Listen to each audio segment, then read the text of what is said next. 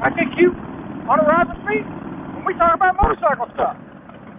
So this week's topic, the death of Harley-Davidson. Let's talk about it.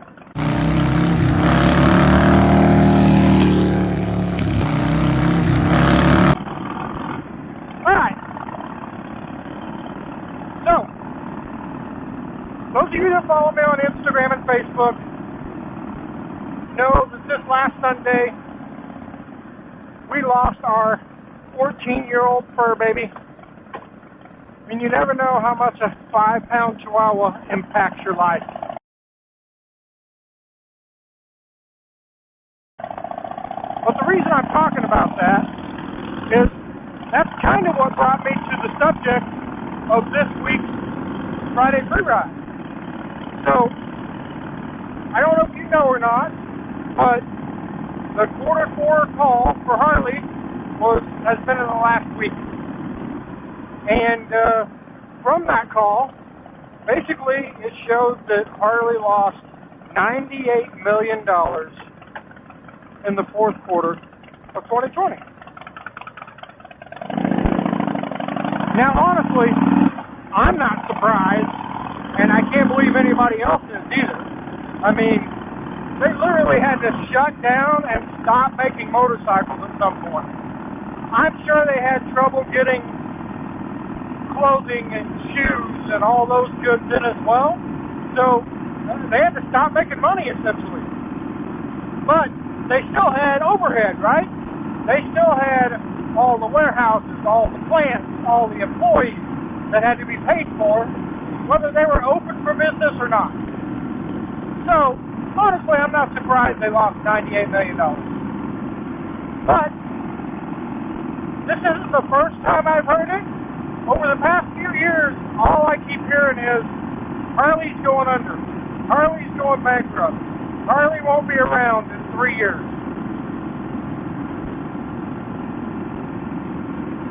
Look, guys, I am one of Harley's biggest critics.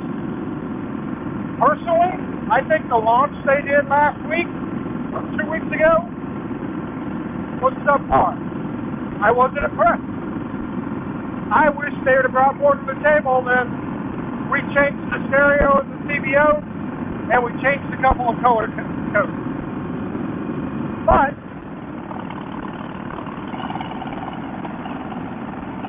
when I said the death of Harley-Davidson, what I really meant is, could you imagine a world without Harley-Davidson? Think of the impact that would have. Think of how many families that would affect. Think of how many jobs would be lost. I mean, not only just for Harley corporate and the Harley plants and all, but what do they got? 700 dealerships across the U.S.? Imagine all of them gone in the blink of an eye. And all the employees that work there.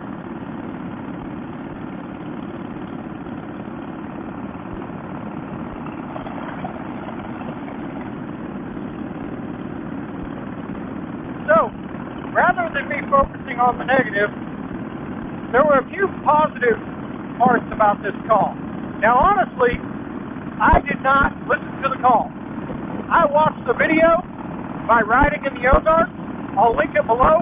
And he did an excellent job going over the call. So I didn't have to spend an hour watching it. So, few things. One, they have a plan. Two, they're implementing that plan. Three, even though they lost $98 million in Q4, for the whole year, they profited $1 million. Now, let's face it, for a $1 billion company, making $1 million isn't that big a deal. But, through all the COVID and everything, they didn't lose money. They profited $1 million. That's pretty impressive. So, here's my wish for Harley in the future. I hope they keep making good motorcycles and selling good motorcycles. I hope the pandemic America is a huge hit. I hope the live wire is the start to them being the Tesla of motorcycles. Personally, I hope that everything they do is successful. Because I can't imagine a world without an iconic American brand like Harley-Davidson. And I don't want to. Anyway, guys, that's kind of my New Year's resolution. I'm going to give Harley and the new CEO a chance to implement their plan and see if it works. Because like I said, I sure hope it does. I would hate to see a world without Harley-Davidson in it. Because I'm a fan. Anyway, guys, thanks so much for watching. If you like videos like this, be sure you slap that subscribe button. Want to know every time I upload a new video? Ring that bell. Be sure to give us a thumbs up or a thumbs down. Leave us a comment. I answer all the comments.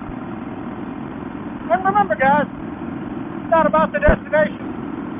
It's all about the ride. See ya!